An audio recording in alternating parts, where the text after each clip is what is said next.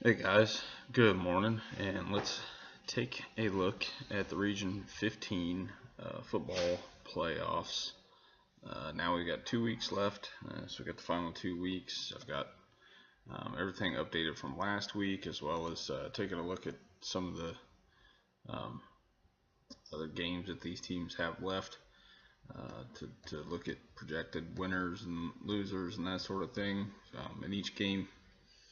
And so this region looks pretty interesting going into the final 2 weeks here. So we'll start at the bottom and go ahead and go through those teams that have all been mathematically eliminated. We'll just run them off by name. They are East Liverpool, Byesville Meadowbrook, Indian Valley, John Glenn, Canton South, Beaver Local, New Lexington, Riverview, Minerva, and Buckeye Local. Like I said, those teams have all been mathematically eliminated. The next two teams have been mathematically eliminated from making the top four, so hosting a playoff game, and that is Maysville and Fairfield Union. Also to note, if they lose this week, they'll also become automatically mathematically eliminated. That'll bring their maximum points available below the 8th place team's minimum points, minimum guarantee points. So those two teams, like I said, if they lose, they're out. That would leave us with just 15 teams to look at for potential playoff berths with 1 week left. That's probably going to be an even smaller number by the time we get down to 1 week, once we see the outcomes of this week's games with those teams that are in the top 15. So without any further, we'll take a look. So out of maximum points available, 16th Canal Fulton Northwest. Above them, well, let's go ahead and go up to the top before we do that. So to the top we have Johnstown. Johnstown, if they win this week, they guarantee themselves a spot.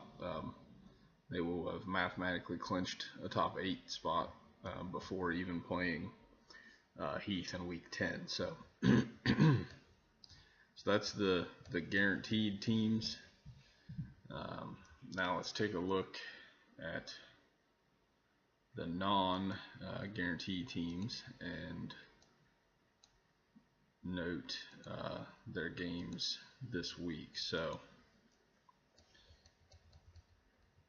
there are some fairly big games this week for some of these teams. Some that maybe I'm projecting a loss that they could win. If they win, it would be beneficial to their playoff hunt. But let's work at them from the probable points. So Ontario, I have them finishing 17th in the region. They're currently 15th, and they're one of the teams this week to take a look at. I'll pull them up here real quick, see if I can get their projected games this week.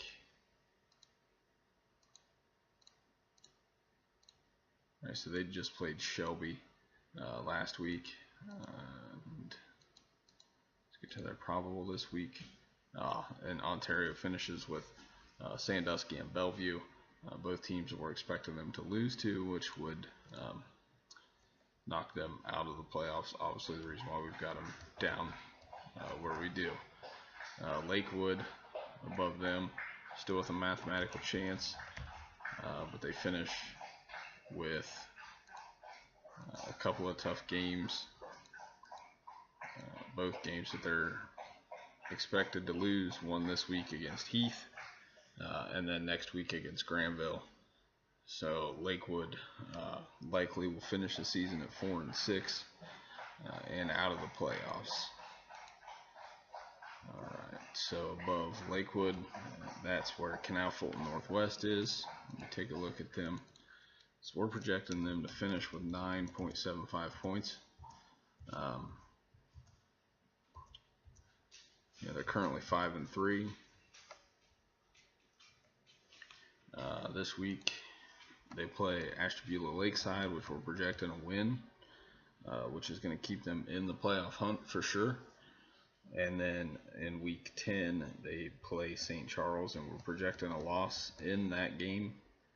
The real question for Canal Fulton Northwest is can the teams that they've beaten get them enough secondary points to put them into the top 8, as well as if they would happen to beat St. Charles in week 10.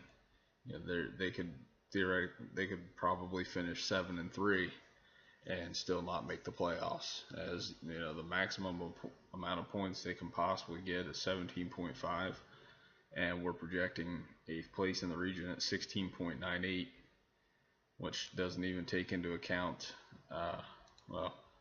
when we get there we'll discuss them, but there's one of those teams that's out right now is got basically a toss-up game in week 10, and we'll see, and that's going to hinge a lot for the region. So also this week, St. Clairsville, they'll be playing Steubenville, so that will pretty much eliminate them. Above St. Clairsville we have Licking Valley. Licking Valley we're projecting to beat Watkins but lose week 10 to Licking Heights. The week 10 game is pretty much is going to be their must-win game if they want to make the playoffs. So let's go down now. The next team up, we have them finishing 11th, and that's Yurksville Claymont. This week's pretty much a must-win for them against Coshocton. That's what it's going to take to get them into the playoffs, is going to be that win. They have to win against Coshocton and then comes back in week 10 and beat Maysville. Above them we have Salem, projected to finish 10th in the region. Let me take a look at Salem. We got them finishing with 12.8 points.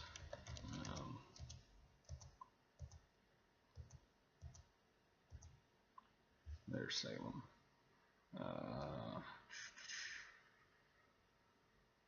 So Salem finishes with Louisville and West Branch. We're projecting a loss against Louisville and a win against West Branch.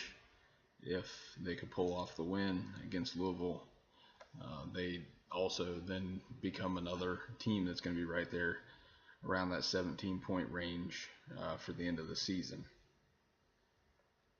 And above Philo, they're above Salem, and 9th is Philo. Philo is the one team that we're projecting a win this week, and then a loss in week 10 to finish them with 15.75 points. They did beat Sheridan. Sheridan did beat Tri-Valley, but we're still picking Tri-Valley. Just based on history, we still have Tri-Valley ahead of Philo. If Philo would pull the win against Tri-Valley, they probably go from 9th to 4th. So that's pretty much where they stand. If they lose to Tri-Valley, they're probably out. If they beat Tri-Valley, they probably host a playoff game. That one game is going to be that important to them. So above Philo we have Cambridge, and I've got them finishing just shy of 17 points. Let me take a look at what that's considering here. So Cambridge, we're projecting a loss to New Philly and then a win against Byesville Meadowbrook. Still getting a lot of secondary point help from some of the other teams that they've beaten. And that's how we get to 16.98 points. Obviously, if they would beat New Philly this week, that's going to put them easily in the top 8 and probably all the way up again to a top 4 spot and hosting a playoff game. Above Cambridge, we've got Shelby. Shelby, we're projecting a loss this week against Bellevue, and then a win in week 10. And finishing 7th in the region. Above them we have Indian Creek. We're projecting them to win out and get up to 18.4 points. Finish 6th in the region. Above them we have Bloom Carroll. Let me take a look at Bloom Carroll. So Bloom Carroll was one that we was looking at being a real threat for the playoffs, I guess, hosting a playoff game. I know Bloom Carroll finishes with Fairfield Union, but I'm trying to find their game for this week.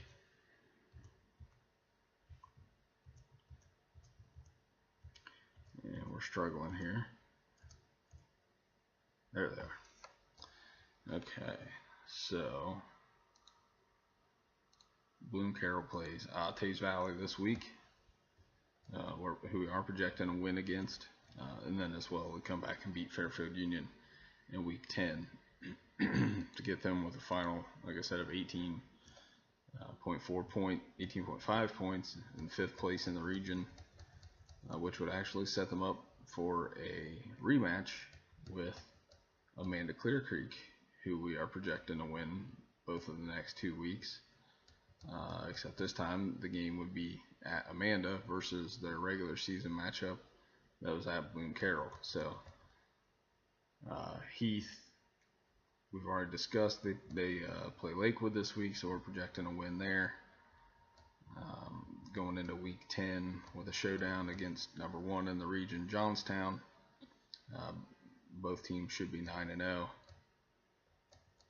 Steubenville, we're projecting a win each of the next 2 weeks. I know on Steubenville, I'm trying to remember, are they playing they have the Canadian team next week. Oh yes, that's right, they play St. Clairsville this week. Both games that they should definitely easily win the St. Clairsville game. The Canadian team this is a little different story. They've won a couple pretty decent games already, so probably a pretty good matchup for Steubenville.